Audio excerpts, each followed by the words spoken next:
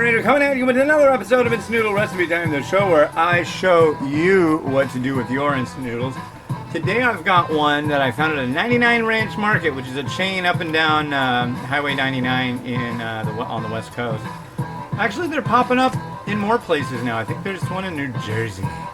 But I'm just north of Seattle, if you're wondering. No, I don't live in Canada. Some people have asked me, they're like, oh, I didn't know you lived in Canada. I'm like, I don't live in Canada. I wish I did. It'd be safer. Anyways, I got this single grain hot and sour lava noodles today. These are from China. Or some people might call it Gina. Serious, some people do. Like, cha, cha, cha. If you can say Chihuahua, you can say China. Don't fight it. Cha, cha. Anyway. That's the noodle block. So these are really wide. These are like belt noodles or like biang biang noodle or I don't know. Peanut topping. It's peanuts. A fork. So don't yell at me for using a fork. These come from China. Or I'll use my own fork. This is black vinegar. There's your sour for the hot and sour. Here is the hot. Look at that stuff. It looks pretty red. I don't know if you can tell. And then there's some.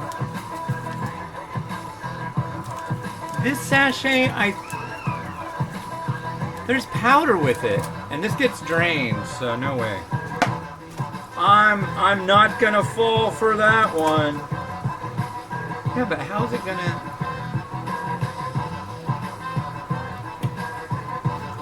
Let me look at it. Let me look at it. This is the hardest part. How do I cook this thing?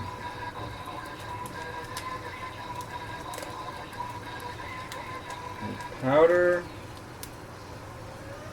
Well, that's delightful. Yeah, I think it'll be good.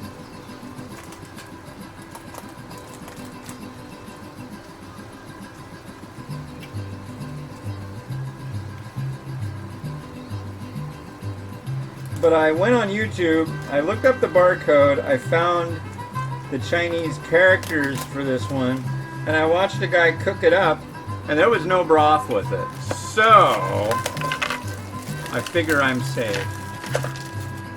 And they did like some kind of voice changer thing to make themselves sound like a chipmunk, which is cool, but it was in Chinese, so I figure he knows what he was doing.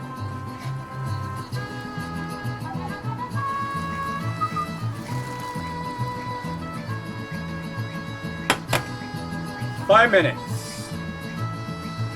I'll put the lid on this little flower pot. You might wonder, why do I call these things flower pots? And the reason is, the first one I tried, I think the brand was Mr. Meng, and it was from China, and it was all the same. It was like terracotta pot color. And so that kind of just stuck with me, and now I call them flower pot noodles. So I'm hoping that the industry will take my lead on this and call them flower pot style noodles. If not, nothing I can do about it. I'll just sound funny constantly calling them flower pot noodles, and nobody will know what the heck I'm talking about unless they watch this episode. Classic pickle. Anyway, so let's crack open our Momofuku Ando Speaks book. I hope you have yours at home. Number 39. If you think you have invented something, look around and you will find at least 3 other people with the same idea. Very true. Way back in the day, there used to be a place called, I think it's called Invent Help now, and George Foreman does stuff with them. But it used to be called Invention Submission Corporation. got an idea, blah, blah, blah, blah, blah. And so I wanted to have a stereo for a bicycle. I thought that'd be rad because I always had like a boombox on it, you know. And it's not like I really did anything other than tape a boombox with detachable speakers. I took the speakers, duct taped the heck out of them, and put them on the handlebars on my mountain bike, and then I had the rest of it sitting on the back, and then I had a cord going to the input, and then ran a CD player or a Walkman into it that I had in a pack that was sitting on the handlebars too. And so I told my dad, yeah, I really want to do this. And he's like, okay. So I made an appointment with Invention Submission Corporation. I think we went to Bellevue or Seattle, a little office down there. And sat down with this guy. I'm going to guess I was about 14, 15. And it's like, okay, well, first thing we do is a patent search, and that costs this much, which you can honestly do yourself. He basically said, here's what you do, but you can't do it because it's going to cost you way too much, and I guarantee you somebody's already patented the idea and all this crap. But he was like, what'll get you is the things that we've helped inventors with that have done really well. So there's like, you know those gecko things? They're like a stuffed animal, but they're full of like beans, and they have a lot of weight to them. They're like a big lizard, and it's like a cuddly toy kind of thing. That was one. Another invention that made somebody a lot of money was the paperclip holder that had a magnet ring on the inside of it. He was like, we helped the guy who came up with that. He made a boatload of money, sold the patent to like ACO or some big office supply company, and made like a couple $1 million off it. But it's like what he talked about, the things that you would like, something as specific as what I was talking about. You need something that's going to be like universally used. It's like that just doesn't fall into that category. What you're looking at is doing something that involves manufacturing product and selling product. You know, and you don't even have a product, you don't have a prototype or anything. I'm like, well, I got my bike. I was like, yeah, but that's somebody else's product. It's just like duct taped to your bike. I'm like, yeah, that's true. But he's like, that's cool, you know, if you come up with something, hit us up. But, you know, it was neat, you know. I really didn't expect, like, all of a sudden they were going to be like, oh my God, that's genius, here's $1 million. But, you know, it was cool. I'll never forget that. I'm glad my dad took me down to do that. I don't usually talk about my dad a lot. We didn't have the greatest relationship at all, but, you know, yeah. Well, what else is going on? It's getting dark. Is it raining? When I got up this morning, it was pretty moist outside and very foggy. But it's just been like foggy and smoky for so long lately that I just kind of got bored with taking pictures of it. But we were in the hazardous levels of smoke in the last 2 days. It was just like that the whole time. It just said hazardous. Right now, the meter that they have that I can go and look at online, it's not working. It doesn't work. Hopefully it will again. So I really like looking at the thing. It's like, oh my God, it's so high. Whoa. Hi. Anyways, let's drain off these noodles. So I gotta drain them and then add all the stuff in, stir them up, and then we're rolling.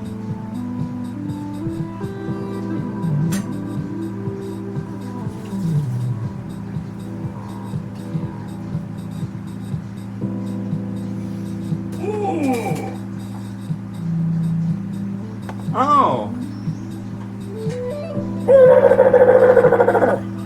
That hurt. So the other day I did an unboxing video, and there was a product by a company called Being Blue, and it was a pho noodle, mild pho, and it was in a Exotic Nudes box. Go to exoticnudes.com and use the coupon code RamenRaider15 for 15% off your order. That one. Anyway. The company's called Being Blue, or the range or brand or whatever. And the whole thing is green. I was like, Wow, it seems like they would just call it something green. And then I was like, well, it's not easy, you know, being green and all that. This guy was like, you should do a side hustle of being Kermit the Frog. And I'm like, I can do Ernie too. It's hard though. I feel like I've got this big 360-degree eyeball staring me down right now. But okay, well, what we're gonna do now is here's some sauce, and we're gonna take the sauce and we're gonna pour it in here. Oh, Bert, look. Doesn't this look delicious?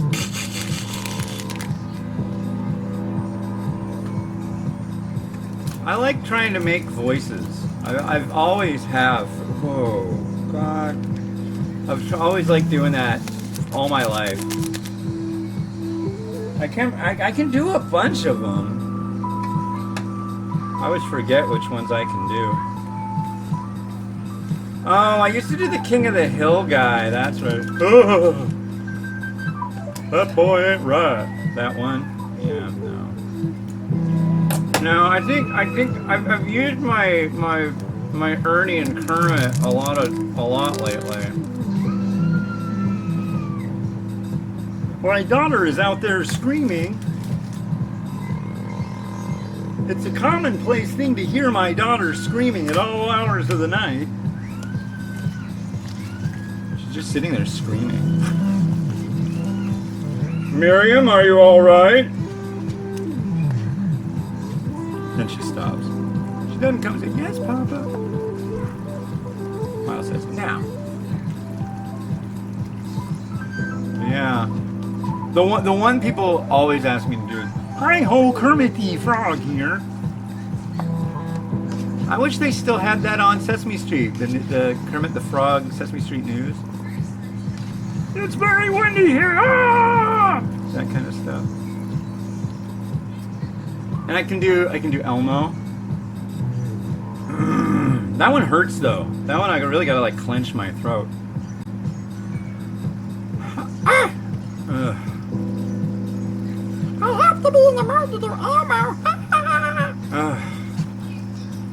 God, who was the creepy dude who did that stuff? Howie Mandel.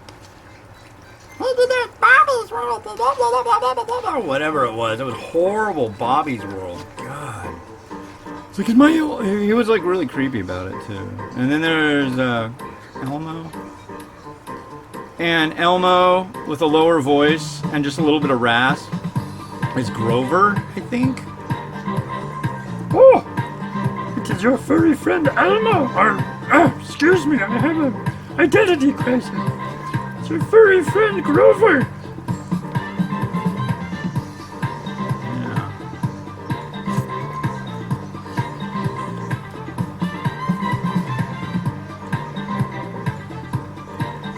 Wow, they're hot and sour.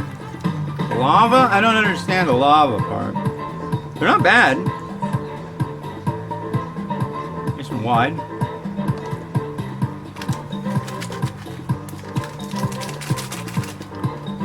I'll add the peanuts now and stir it in.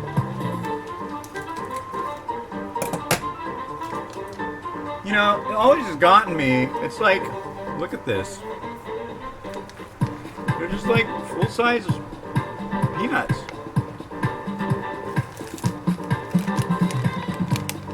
And they're the Asian peanuts.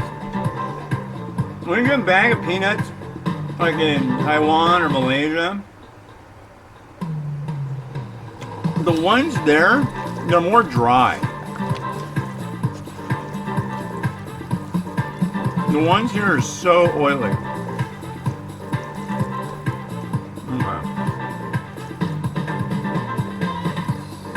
Okay. There's a peanut.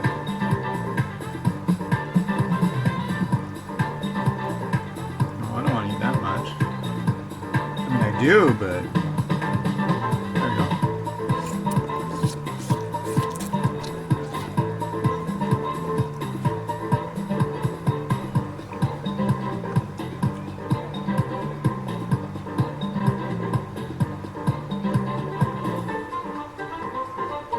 Not bad. I'm gonna skip on the mung bean sprouts because that just doesn't belong. I'm gonna add a bunch of spring onion in here right now. Yeah, there's a good amount of Szechuan pepper going on in here. And then I got all this beef.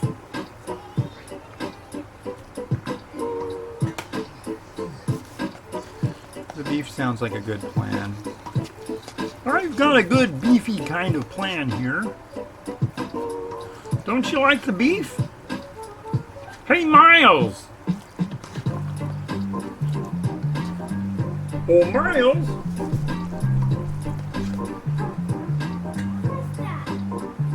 Did you hear it? I heard Kermit. Or I thought I heard Ernie. Hi, Miles, how are you doing? Oh. It kind of gets old quick, I agree. Okay, one more bite and then I gotta get on editing.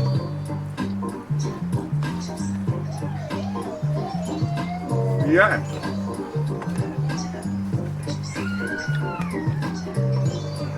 I gotta go with the sprouts. A little bit of crunch is going to be nice in here. I mean, it's already got crunch by peanut, but a cold vegetable crunch. The spring onion just doesn't cut it.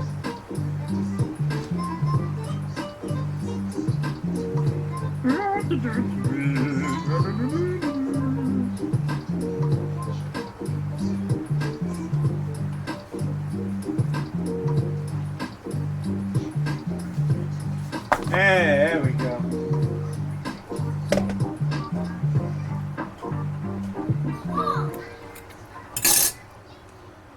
That's better. Might not look as nice, but it certainly tastes better.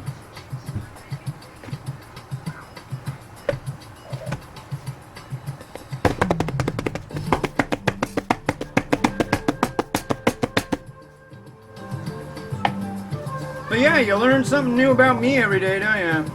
Yeah. I really need to find my harmonicas and play harmonica for you people. I really wanted to do that professionally, but unfortunately, I ended up with an allergy that makes my lips break out when I play harmonica. So, needless to say, those days are kind of behind me. I had a little bit of black seed.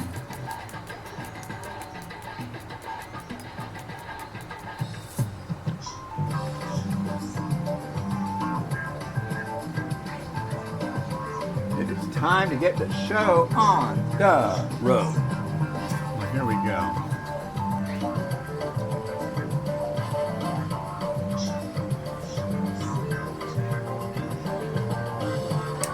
Cheers.